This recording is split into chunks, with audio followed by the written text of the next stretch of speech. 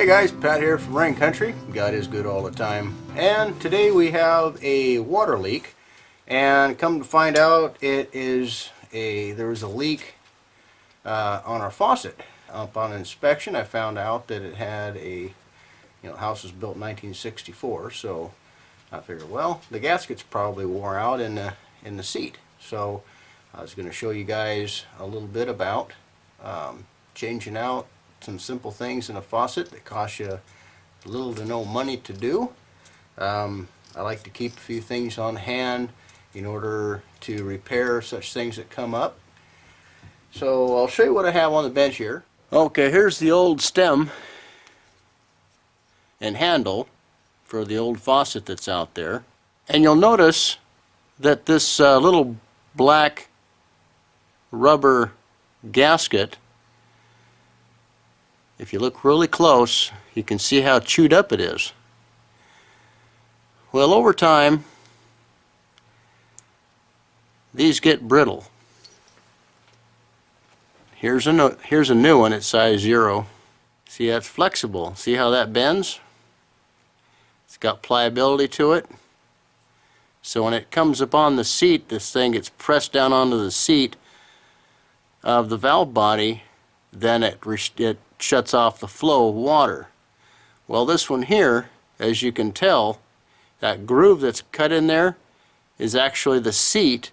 The rubber actually runs up on the seat inside the valve body, and over time this loses its pliability, so it gets brittle and it starts to break apart. As you can see here,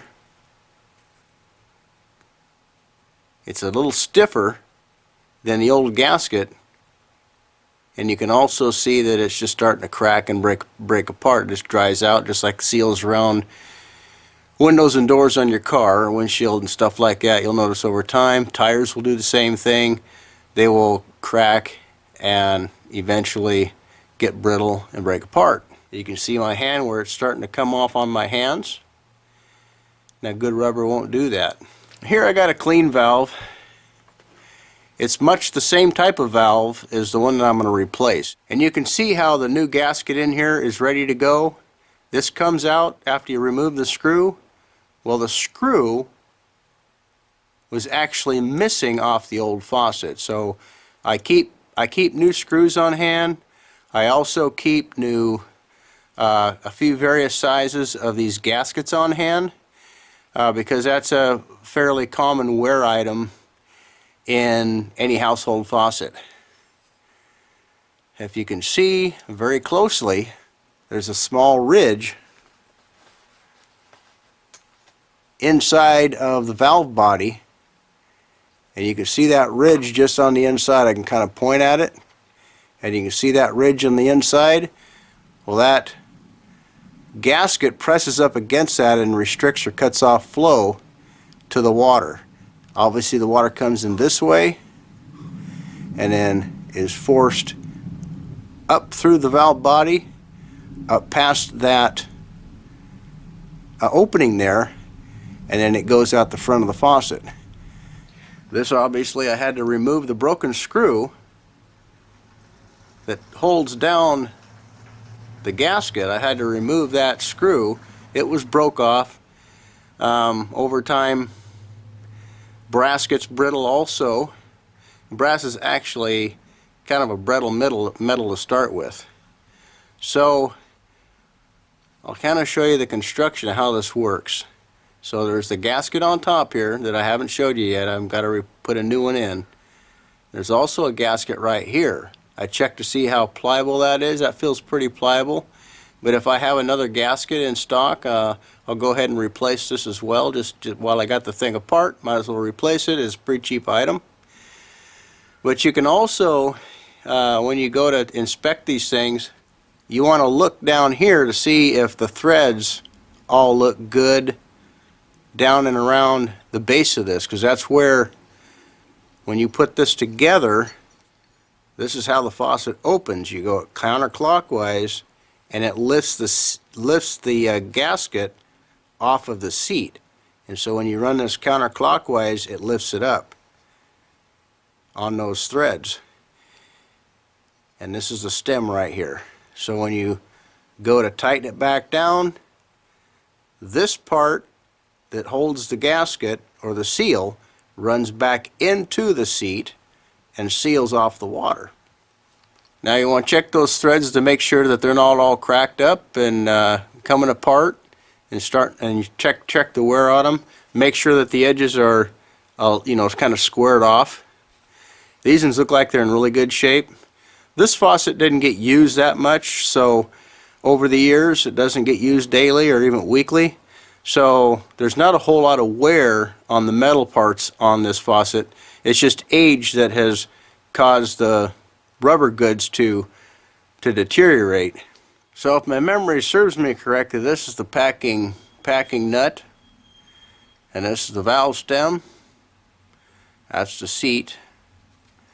And some of your faucets are a little bit different in construction as to the seal or packing gland that goes inside the packing nut.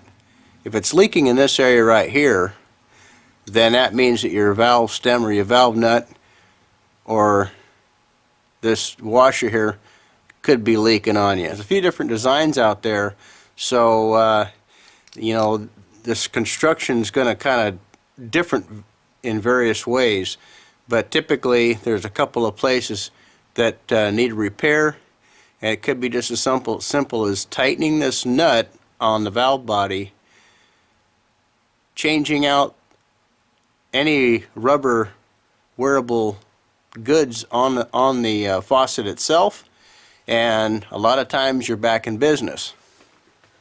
Now sometimes when you go to repair your faucet, you repair all the rubber goods in it.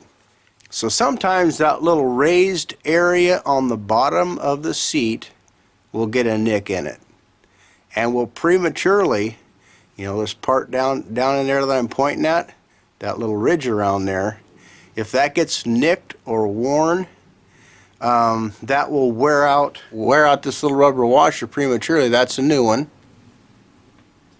And again, that's the old one. See how shiny that is? That's because it's getting old and brittle and it's starting to leak by. Well, replacing these things are relatively simple, guys. Just take out the old one, take out the old seal, drop the new one in, and again I had to replace, all that was left on the old faucet was the bottom portion of the screw. The head was broke off, so I had to get a pair of vice grips and clamp on to the very top of this and carefully work it out of there. If you don't have enough to grab a hold of, sometimes you're going to have to drill and tap it back out again to make it come back out again. So here we got a new seal and a new screw to put in there, machine screw. Okay, after I replaced the screw and the rubber seal, I like to keep various little packages of seals and screws and gaskets on hand. These things don't really cost, for what they are, they're really not that expensive, and it's just a nice thing to have on hand. Especially, we don't live too far from the store, but there's some of you out there that live quite a ways away from the store, and it might be a waste of money to get a whole package like this, but it has a whole bunch of different sizes in it. So this could apply for several different types of faucets. This was a little more engineered for the wastewater side, and has different gaskets, well, water and wastewater, fresh water coming in, water going out. They throw in, this is where I got this screw here, is out of this package here. These are pretty common items to fail, and these are for the drain side of looks like 1.25 inches. I don't see too often many of these in service anymore, but they're the same type of application that goes on to a different type of faucet, So anyway, I keep These are like more for bathroom faucets. I also keep a little bit of plumber's grease, and what I'll do is I'll add a little bit of plumber's grease on this in here, so it kind of helps to keep this lubricated, keeps it from drying out and wearing out faster. But I also like to keep, these are just O-rings, and if I never use these, well, I probably wasted a little bit of money. But if I do use them, it was well worth the initial cost to go ahead and get it. But these are pretty useful. You might only use maybe 1 or 2 of these in a lifetime, or you know, if you're doing this kind of work all the time, you may go through 1 or 2 of these in a year or 2 years, depending on how, obviously, what your applications are. And I got a couple of different sets of these, and I've used a few of them so far, and I'm glad I've had them.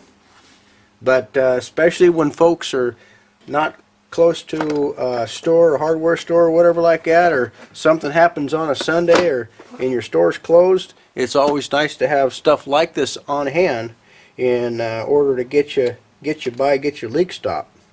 I have extra hose gaskets, extra Teflon tape. You guys may have seen this. I always keep some of that around. And then I always keep some Rector Seal around. This is 5, but I also have 2. I like 2 the best. It's a little more viscous. It's a thicker paste. But I like to use this more often than I use the plumber's tape myself.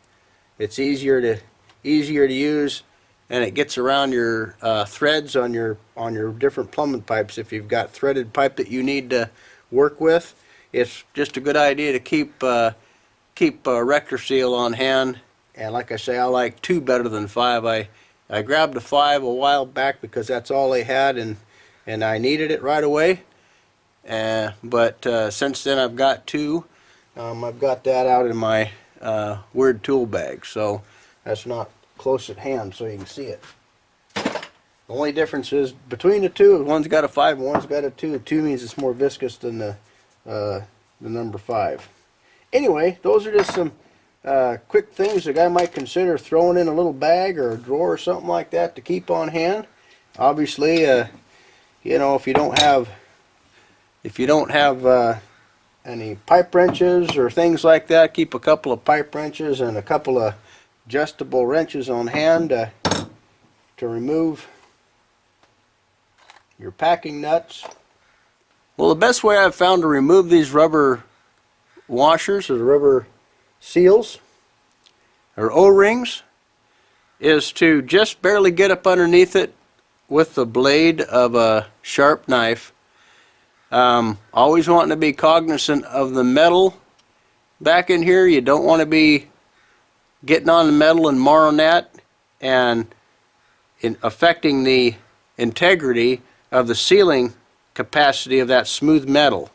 And you just got to work it under there, trying to favor the side of the rubber, and just roll it out from underneath that corner.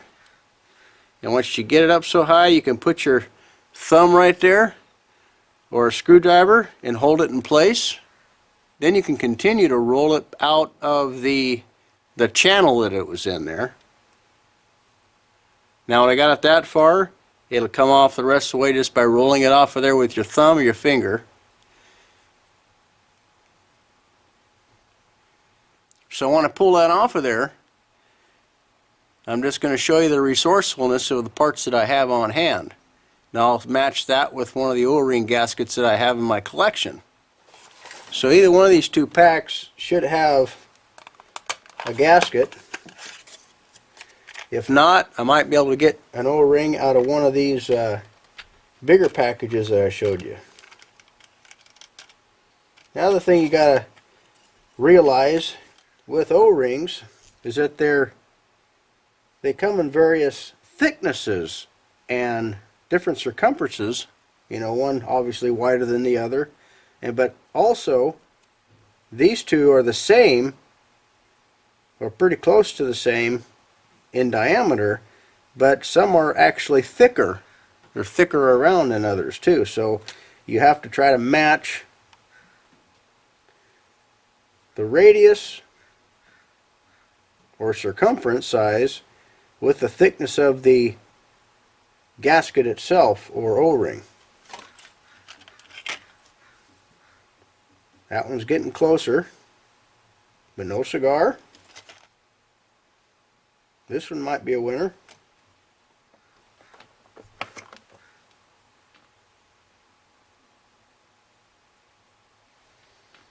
Now that looks pretty close. I think I like that the best. We'll see how that fits. So I'll go ahead and put this on and see how it looks.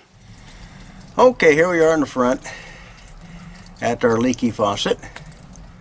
And it looks like I didn't get the water turned off, the valve turned off fully out there next to the inlet side, obviously. But it's off good enough to where it's not spraying out there and acting crazy. I mean, if it was wide open, this would just be gushing water everywhere, obviously. So we got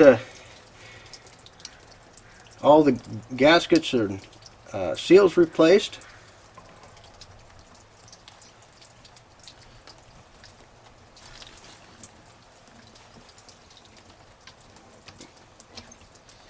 Just push that back, push the stem and handle, the assembly, just push it in there, and that's where that little round gasket seals up against the side of the valve body, and that actually acts as the packing gland and keeps it from leaking above around where the valve stem comes up through the packing nut.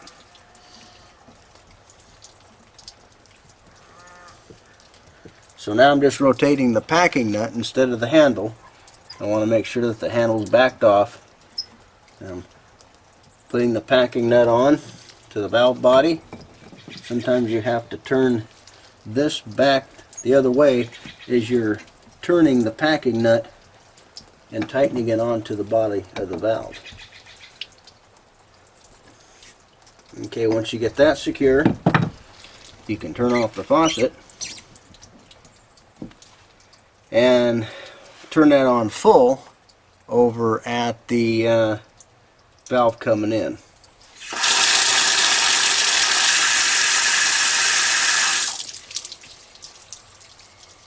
Okay, that seemed to do it. So that completed that task, and you can see where having just a few little gaskets, if you know what size gaskets or know what kind of gasket assortment to keep on hand, and some O-rings and a little bit of plumbing supplies on hand, will keep you from having to go to the store, and it's just another nice item to have around the house in order to make leaks go away, because leaks cost money. And so anyway, appreciate you tuning in. Take care and God bless.